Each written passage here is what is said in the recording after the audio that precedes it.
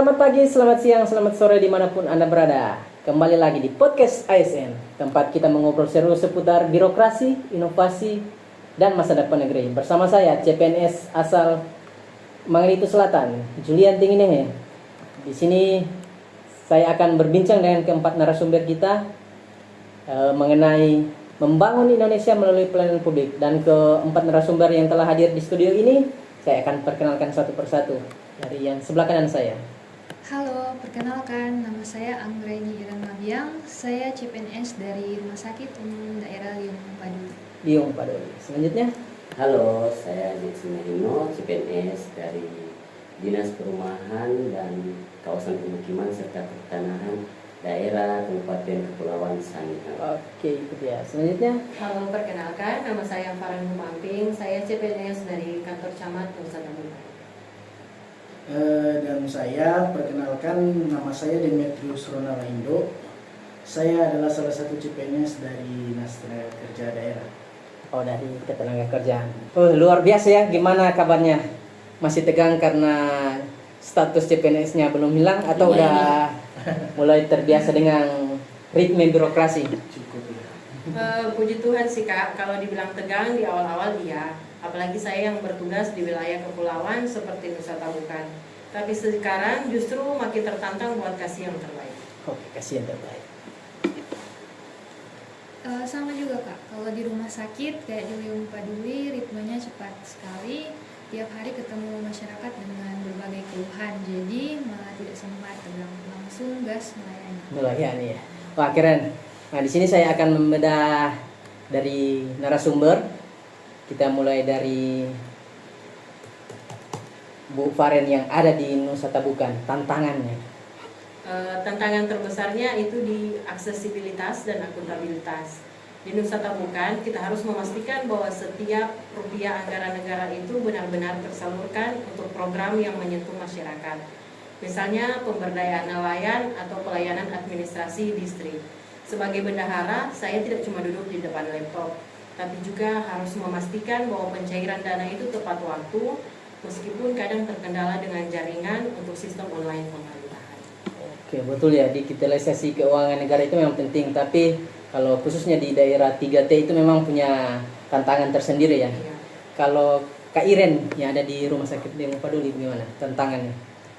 Di Rumah Sakit Liung Paduli, pelayanan publik itu taruhannya langsung pada kenyamanan dan kesehatan pasien.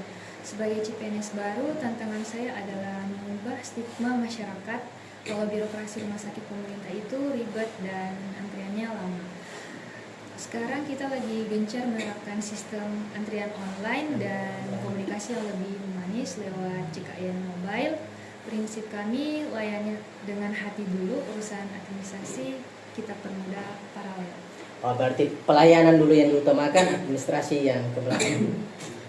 Kalau dari Kak Ronald? Kalau di Dinas Tenaga Kerja sendiri sebenarnya tantangan utamanya itu antara keahlian dari tenaga kerja dan permintaan dari perusahaan itu suka terjadi ketidaksesuaian, di mana perusahaan butuh keahlian A tapi kemampuan atau keahlian dari tenaga kerja itu B.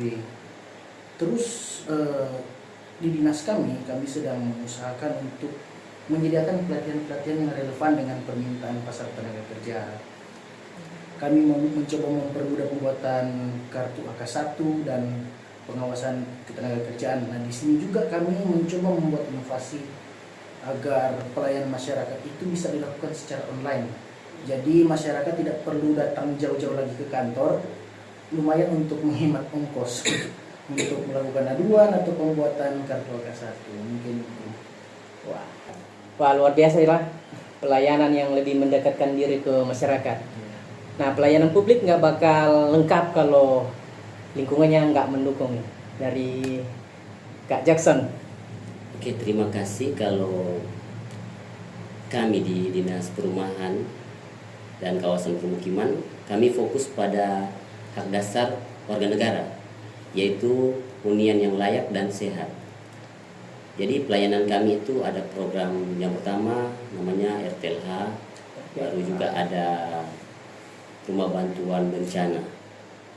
Nah, tantangan yang kami hadapi dalam melaksanakan program tersebut adalah validasi data.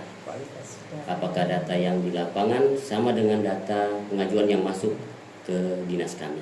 Kadang ada miss ya. Ya, kadang ada ketidaksesuaian di lapangan. Menarik ya, dari 4 sektor ini, dari 4 narasumber ini, ada yang dari keuangan, ada kesehatan, ada ketenagakerjaan, dan ada perumahan. Semuanya saling berkolaborasi atau saling terhubung. Ada nggak sih momen di mana instansi kalian itu harus saling berintegrasi atau berkolaborasi? Sering banget, contohnya program bedah rumah dari dinasnya Pak Jackson. Di kecamatan saya itu pencairan dana stimulan atau koordinasi lapangannya pasti lewat pihak kecamatan. Jadi kalau koordinasi kami buruk, pembangunan juga di desa menjadi terhambat. Betul, jadi bahkan kami dari Dinas Perkin juga butuh data dari kecamatan atau kampung untuk melihat profil ekonomi warga yang mengajukan bantuan perumahan agar ada kesesuaian data. Jadi ego sektoral itu harus dibuang oleh generasi CPNS sekarang agar kami dapat berkolaborasi dengan baik. Nah, itu dia, buang ego sektoral. Birokrasi zaman dulu sering dikritik karena jalan sendiri. Tapi mendengar kalian saling terkoneksi gini, rasanya pelayanan publik ke depannya bakal lebih cerah. Amin. Oke, sebagai CPNS yang melek teknologi dan dinilai sebagai agen perubahan, apa sih semangat berakhlak yang kalian pegang atau kalian yang akan wujudkan di instansi masing-masing? Kalau dari saya, nilai harmonis dan adaptif. Di rumah sakit Liung Paduli kita harus adaptif sama teknologi medis dan sistem rujukan baru. Tapi tetap harmonis, tidak membeda-bedakan pasien berdasarkan status sosial atau BPJS. Tidak membeda-bedakan. Kalau dari Perkin atau menurut saya untuk nilai berakhlak itu paling cocok itu kolaboratif, karena membangun permukiman yang layak itu butuh kerjasama dengan desa, kecamatan, swasta, dan masyarakat untuk melaksanakan program yang ada. Oke. Ya. Kalau di Dinas Tenaga Kerja, saya memilih nilai berakhlak, kompeten, dan orientasi pelayanan. Karena tentunya sebagai ASN, kami tidak boleh untuk bosan atau lelah belajar terkait aturan-aturan terkait ketenagakerjaan, apalagi yang kita ketahui bersama bahwa aturan-aturan ini sangat dinamis atau fleksibel menyesuaikan dengan keadaan. Tujuannya satu, ketika masyarakat datang kepada kami harus paham apa yang menjadi pertanyaan dan informasi apa yang mereka ingin tahu.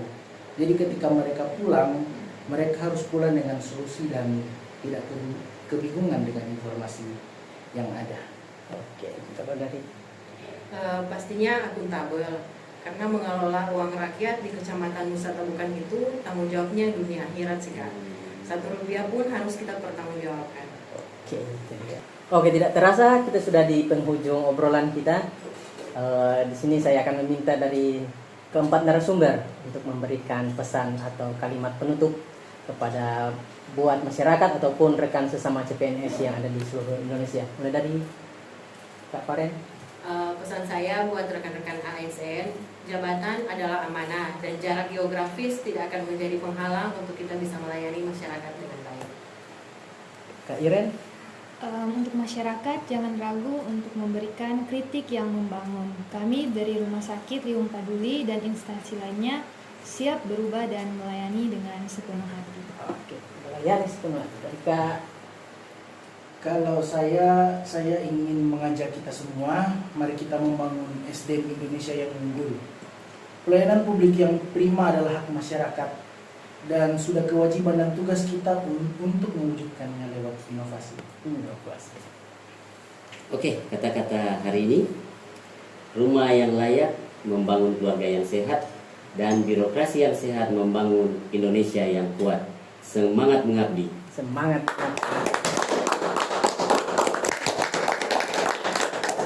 Luar biasa pelayanan publik. Membangun Indonesia tidak bisa dilakukan secara instan. dan tidak bisa dilakukan sendirian. Harus ada kolaborasi di antara setiap instansi. Perjalanan itu dimulai dari transparansi anggaran di tingkat kecamatan, senyum yang tulus dari rumah sakit, kemudahan layanan ketenagakerjaan, dan yang pasti hunian yang layak bagi seluruh rakyat Indonesia. Terima kasih untuk keempat narasumber kita yang sudah hadir di tempat ini. Selamat melanjutkan pengabdian sebagai aparatur sipil negara yang bangga melayani bangsa.